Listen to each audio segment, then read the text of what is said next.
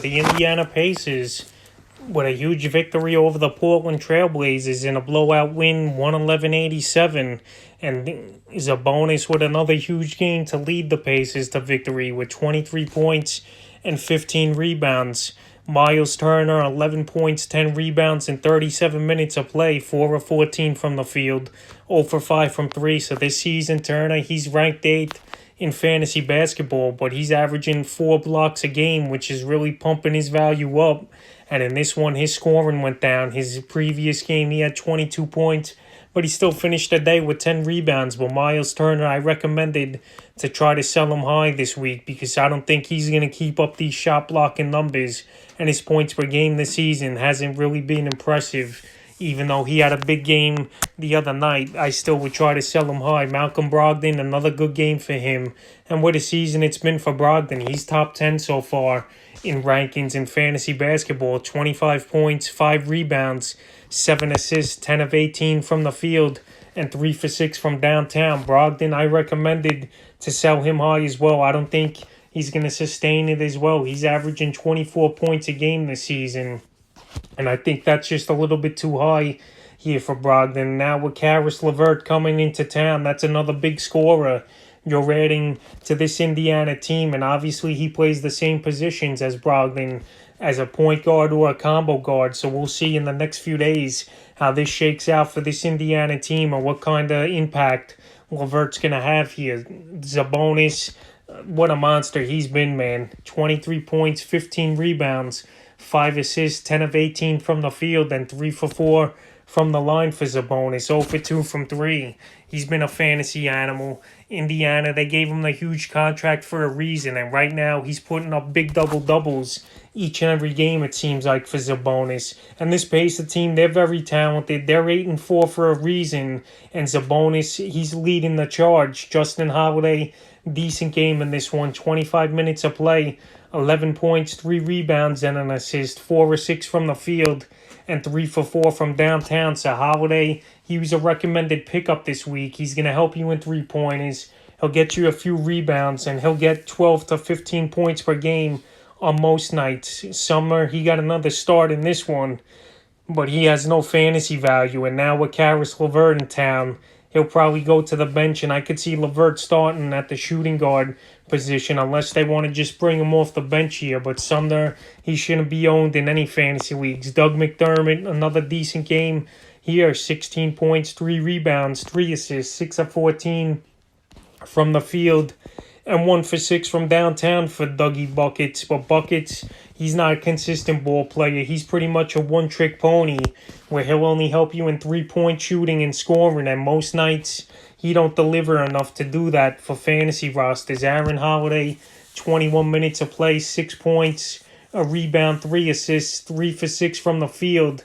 He's not going to have value. TJ McConnell, he finally came back. 4 points, 5 rebounds, 8 assists. McConnell, he's a solid role player, but he's not going to be a player you want on your fantasy team. And the last thing here, Jeremy Lamb, he's rehabbing, and he's back to practice now with the torn ACL, so maybe we'll see him by the end of the month or earlier. So he's a guy to keep an eye on, but right now I wouldn't rush to the wire and pick him up even if I have injured spots. Now to Portland, Jusuf Nurkic, a nasty wrist injury. He fell hard on it, and he broke it, and now we don't know how long Nurkic's going to be out. 5 points, 8 rebounds, 2 assists, and Nurkic, he was struggling to start the season, and now with this injury, it's a huge blow for him. And the fantasy beneficiaries out of this is Enes Cantor and Harry Giles Jr. for this Portland Trailblazer team. Cantor this season, he's been the better center anyway for Nurkic. So Nurkic's done. We'll probably expect to see him out 4 to 6 weeks, maybe longer. So Cantor and Giles in deeper leagues are the pickups here, even though Cantor, he's owned in about 50% of fantasy leagues. Now, he should be owned pretty much universal, and it's a tough blow for Nurkic. Robert Covington, just when I thought he was going to break out of the slump, the struggles continue once again here. 3 points, 1 rebound, 1 assist, 1 of 7 from the field, and 1 for 5 from downtown. So Covington, he's just not getting it going right now, and he's a player that's pretty much almost droppable indefinitely in 18 leagues and possibly in 10-team leagues.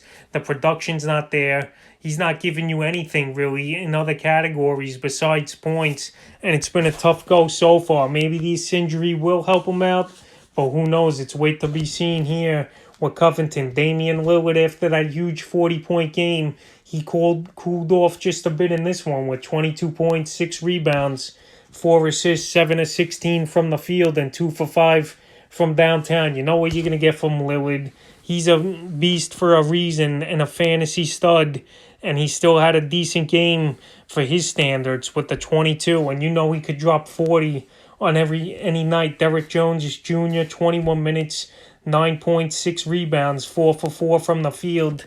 But like I always say, he's better for real life than fantasy, and he don't have value unless you're in a 16-team league. CJ McCollum, another solid game, 22 points, 3 boards, 4 assists, 8 of 18 from the field, and 4 for 10 from downtown. So McCollum, he's having a magical season so far here for fantasy owners and the Portland Trailblazers, and hopefully his play could get his team over the hump this year, but I doubt it with the Lakers and the Clippers here in the Western Conference. But McCollum, he's playing well, and he's a guy that every season it seems like he improves on a few things with his game, and this season it's been his passing, it's been his efficiency from downtown. His percentage has gone way up so far, and he's an absolute stud. Gary Trenton, this one, 24 minutes, 7 points, 1 assist, 3 for 9 from the field, and Trenton deeper leagues, I would pick him up right now. He's just not consistent enough to own in 10 to 12 team leagues. Carmelo Anthony,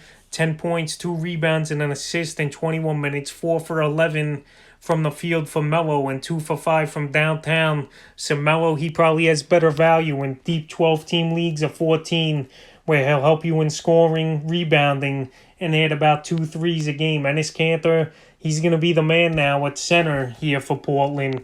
And only in 15 minutes, he still had 4 points, 9 rebounds, 2 assists, 1 of 4 from the field. So Ennis, he'll probably play anywhere from 25 to 30 minutes permanently, with Nurkic out with a bad wrist injury, which is a bad blow for Nurkic, who once again is hurt, and obviously this Portland team. But I think Cantor and Giles could get things going. Now on to Giles. He played 11 minutes, 2 points, 5 rebounds, 1 for 3 from the field. So Giles, in deeper leagues, you could add him. Or 12-team leagues, I think he's worth an add, because he's still going to play probably 15 to 20 minutes, and he's a youngster that could get things going. And Sacramento, they might have just gave up on him earlier, but we saw Giles in the preseason have a couple big games. So this kid, he's definitely got potential. Rodney Hood, 10 minutes.